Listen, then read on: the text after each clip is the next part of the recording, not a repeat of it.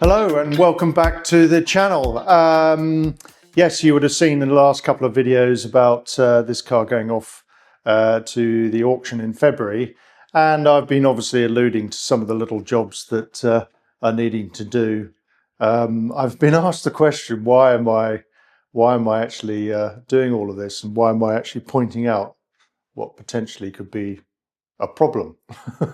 None of them are problems. I mean, everything that was any major issues with this car, I've already fixed. But really, these are just little things that I find a bit irritating. They're minor jobs, and so yes, one, as I've said, obviously the rear shackles. I've had it once where basically I went into the car into a corner a bit faster than I probably should have done, and as I went through the corner, there was a bump on the driver's side, and as the suspension compressed, I heard a dunk, just a very slight little noise, and when I investigated, it had this bolt issue. So we will get this up in the air in a second, and I'll show you what that's all about. And also just the front bonnet realignment, and that's it. They're the two jobs that I wanted to do.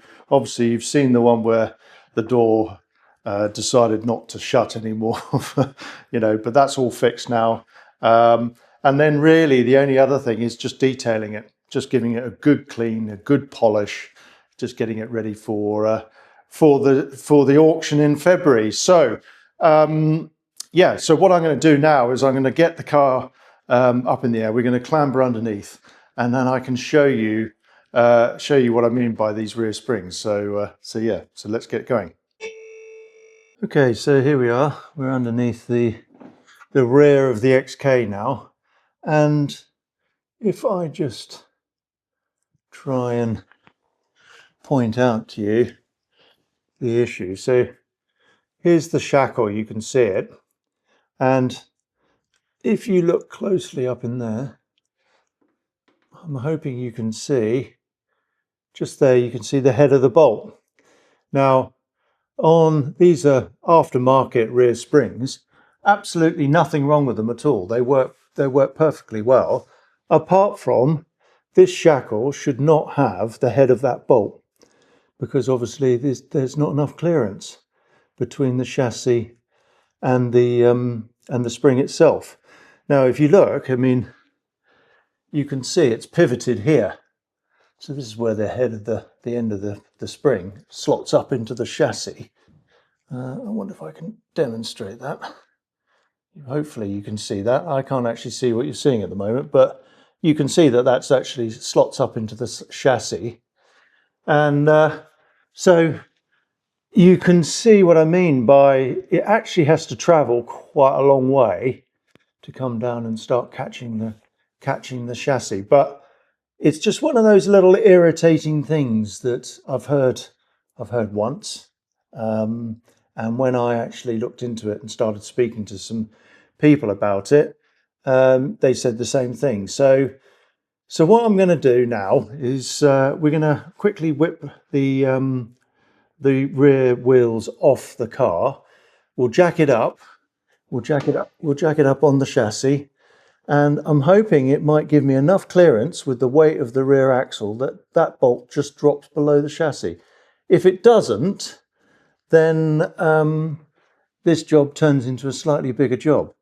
So I'll have to undo the shackles at the back of the springs, and obviously the shock absorbers, and see if it will drop down a bit further so I can get access to that head of the bolt, where basically I want to cut it off and then weld it into the shackle. So first things first, let's get the wheels off. I'm not able to get enough clearance here to be able to access the head of the bolt. So that means I'm going to have to drop the spring down. So I've supported the rear axle now and the body, which is a bit tricky because the chassis rails fall inside the ramp here. So I've had to use my engine support beam with some extra bottle jacks in order to support the body. So the axle supported, body supported. So I can now actually come along, undo these D shackles, these D bolts, take the bolt out of the chassis, remove the one bolt at the back, and then take the leaf spring off. Then take it into the workshop and just make that small modification to it, and then put it all back together. So I suppose the next thing to do is get the spanners out and get this leaf spring off.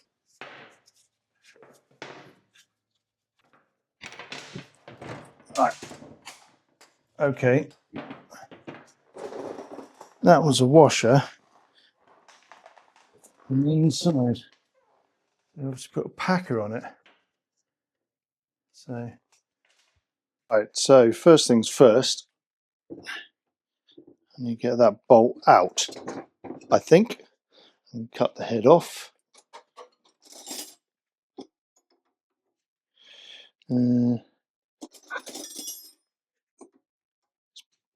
It's a bit weird, this car, because some things are metric and some things are imperial, and I'm guessing the stuff that's all aftermarket is metric.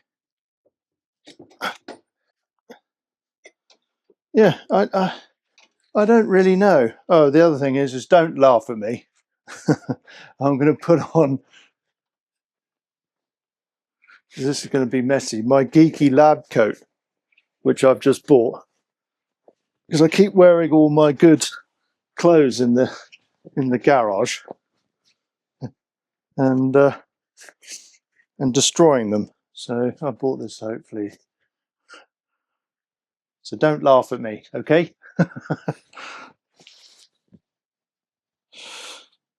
So first step is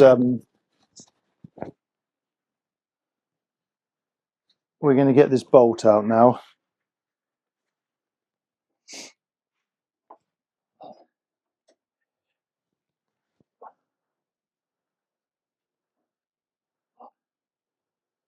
Right, so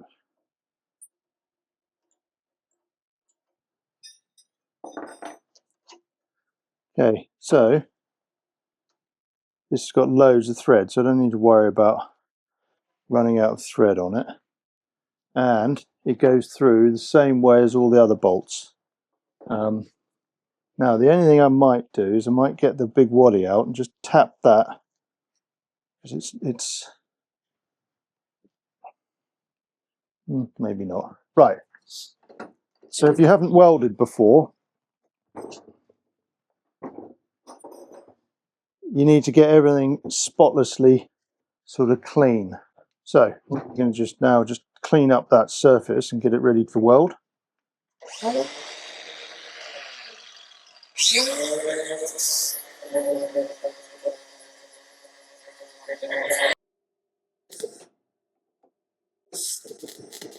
So if you've ever welded and you hear the weld and it's like splattering, you can hear it, like just like now, that basically is putting too much of the filler wire into the weld, and or there's not enough power.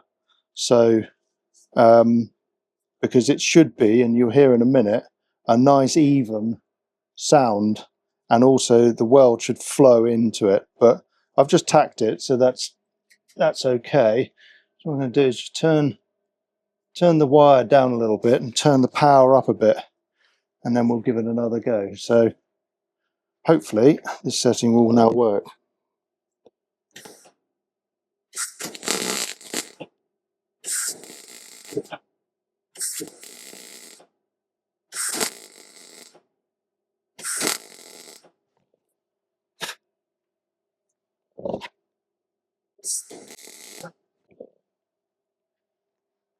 So hopefully you heard the difference there.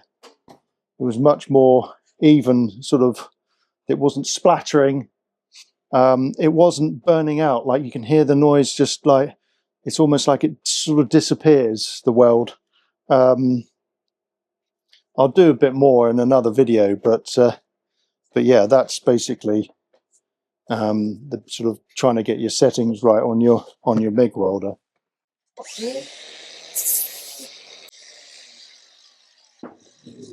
So the bolt is all in. I'm just going to put the nut back on,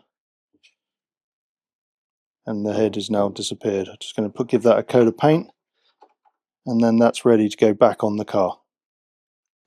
I'm in the middle of putting back the passenger rear spring. I'm almost finished, and anyway, I thought I'd just show you. So if you've got one of these XK150s, they have this peculiar system where they attach this shock absorber onto this sort of pin. It has a tapered rubber bush either side of it, and basically what you have to do is you have to compress the rubber bushes and put a washer on with a split pin running through it. And clearly there's a special tool that is used to do this, and that clips in the back here to compress it all, which I don't have. So I've sort of come up with this where I've got just a little nylon bush where I've just cut a slot in it, and essentially I used to use a clamp and just clamp that over, which is just about enough to get the split pin in. So I'll show you how that all works now, but I just thought it was something that was worth noting. It's exactly the same on the front. So I came up with this when I did the front anti-roll bar, exactly the same method. So if you don't do it like that, it's a bit tricky to get it all together without this special tool. So I'll put it all back together now, and you can just see how I do it. So.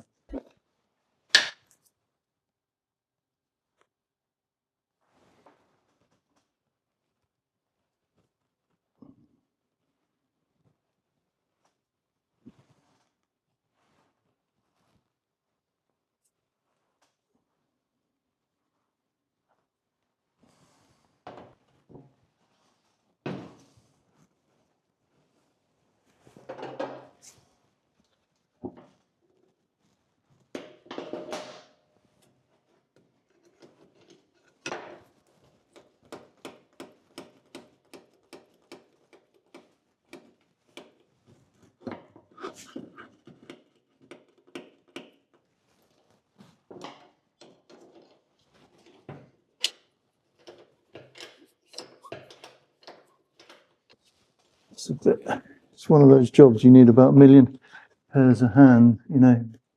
Anyway, we'll get you there.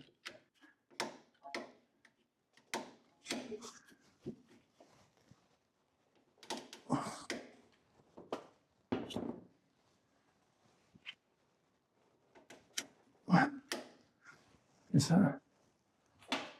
Am I going to be able to get my split pin in there? Yeah. Right. So let me just grab the camera quickly. So you can see I've now managed to get the split pin in there. So what I'll just drive that all the way through.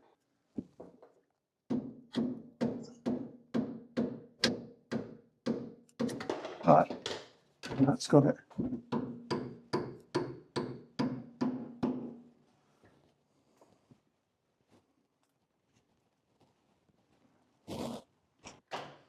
Okay, so that's how I do that. It's not ideal, and I know that, but if you don't have a tool, with a bit of fiddling around, you can do the job, which is, I suppose, at the end of the day, the most important thing. So that was the last thing I needed to do on the passenger side, but just let me quickly show you. Let me quickly show you the end result.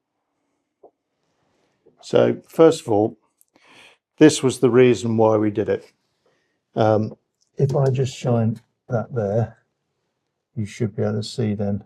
So now we have at least 10 millimeters of clearance between the chassis and the spring. So that is worked a treat, and you can just see I've just tidied up the area where the paint had been rubbed off the chassis, so I didn't want to have any more corrosion there. So yes, I know it's a lot of work, but I believe that that was actually a job well done. And you know, I didn't want the new owner of this car to be to go into the corner, let's say, all excited when his first outing, and to have the same issue. So so now I've got the passenger side done, the driver's side's done, as you've seen. So let's get the wheel on and get the whole car back on its wheels.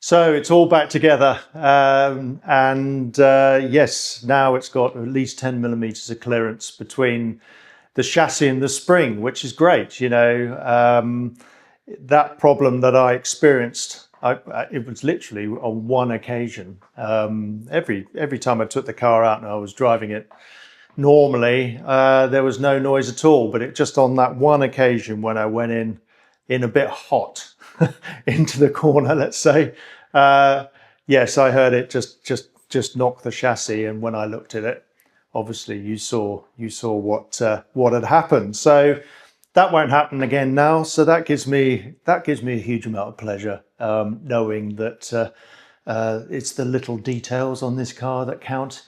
I think it sets it apart from other cars. I know now, you know, whoever ends up owning this car, they'll like and love the way it drives. So, and they won't have any issues with that. So, and I'm going to end that video there. So thank you very much all for watching. Please keep subscribing, hit that like button, and I will see you all in the next video.